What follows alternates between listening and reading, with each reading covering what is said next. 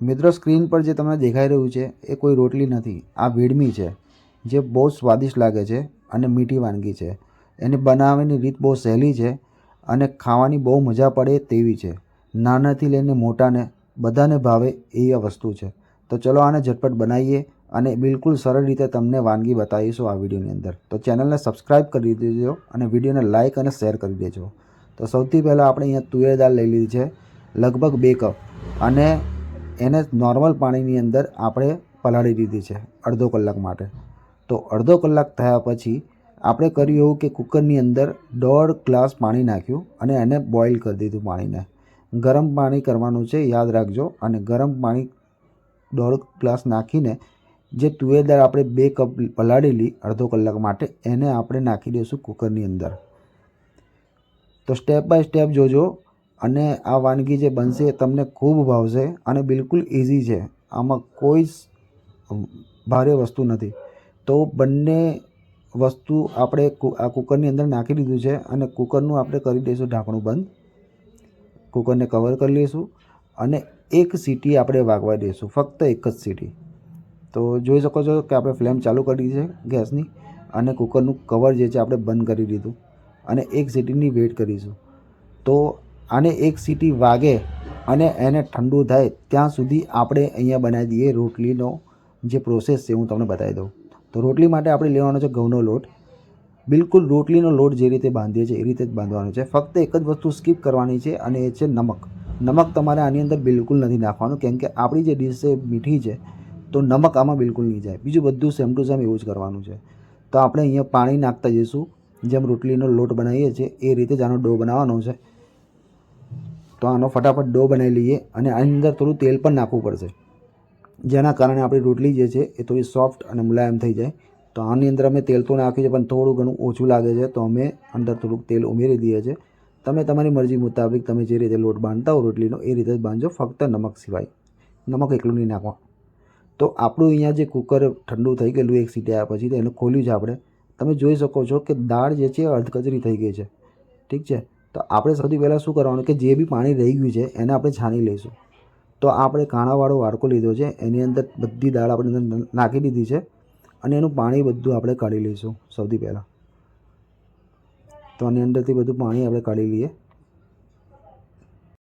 તો જોઈ શકો છો કે પાણી બધું નીકળી ગયું છે, પણ હજુ એક પ્રોસેસ રહી છે અને એ છે આપણે કઢાઈની અંદર આ જે મટીરિયલ છે નાખી દેવાનું. કઢાઈ હોય, તપેલી હોય, જેની અંદર બી નાખો, કેમ કે હજુ પણ આની અંદર પાણી છે તો આપણે પાણી જોતું નથી બિલકુલ. તો હજુ બી આપણે આ પાણીને બાળવાનું છે. બહુ ટાઈમ નહીં લાગે. આપણે ઓછી ફ્લેમ પર આને ગેસ પર મૂકી દઈશું. ફ્લેમ ઓછી રાખવાની છે, ધીમા તાપે, અને એને હલાવતું રહેવાનું છે, એક બાજુ ચોંટી ના રહે એટલા માટે.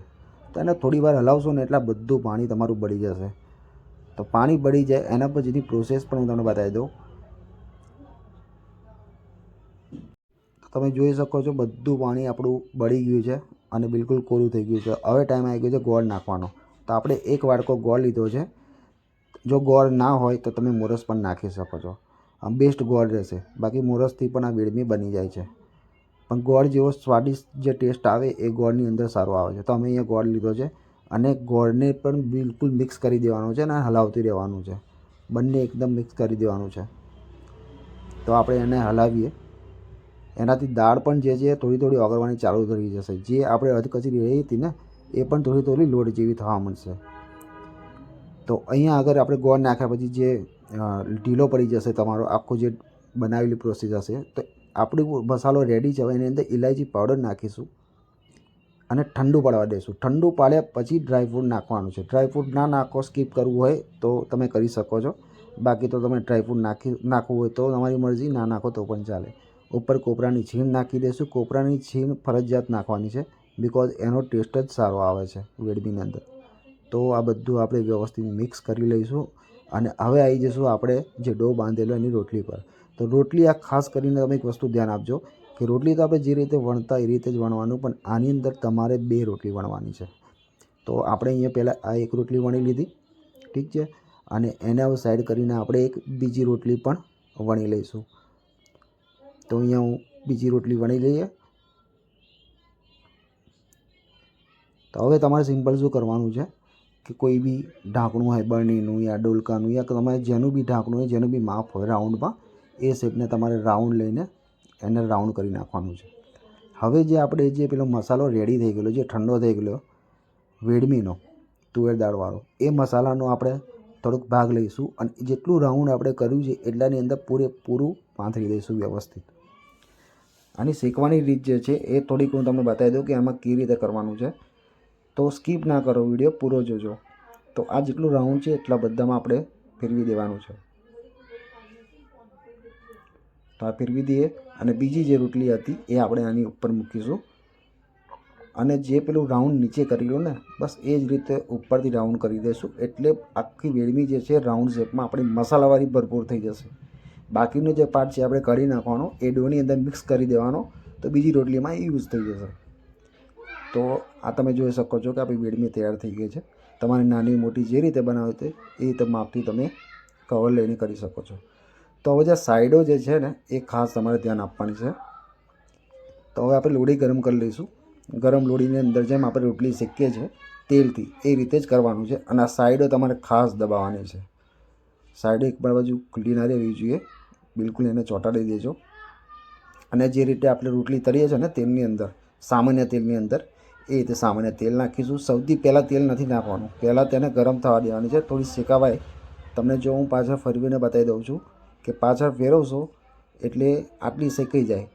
બસ હવે તમારે નાખી દેવાનું છે તેલ, એ પણ થોડુંક ચારે બાજુ. અને આ જે મસાલો અને રોટલી જે રેડી થઈ જશે એના પછી તમારી વેડમી એકદમ ફાસમ ફાસ્ટ ઉતરી જશે. બિકોઝ એના પછી તમારે ડાયરેક્ટ તળવાની જ છે આ રીતે થોડા ઓછા તેલની અંદર. તો હું 4-5 આપણે બનાવી દઈએ વેડમી અને હું તમને બતાવી દઉં કે એનો ટેસ્ટ કેવો છે અને દેખાવમાં કેવી છે. આ બહુ વ્યવસ્થિત બનેલી વેડમી તમને હું બતાવી દઉં 5-5. તો ગાઈસ જોઈ લો, આપણી આ વેડમી રાઉન્ડ શેપમાં અને એકદમ મસ્ત બની ગઈ છે. એન્ડ ટુ એન્ડ મસાલો છે આની અંદર. જો તમે પડ ખોલીને હું તમને બતાવી દઉં કે અંદર એકદમ ખીચોખીચ મસાલો ભરેલો છે અને આને ખાવાની બહુ મજા આવે છે. બને ત્યાં સુધી આને ગરમ ઠંડી બે રીતે ખાઈ શકો છો. ગરમ ખાઓ તો પણ ખાઈ શકો છો, આને કઢી સાથે ખાઓ તો ઓર બી લજ્જત આવે છે. તો વિડીયો પસંદ આવે તો લાઇક કરી દો, અમારા ચેનલ સબસ્ક્રાઈબ કરવાનું ના ભૂલતા. ફેસબુક પર જો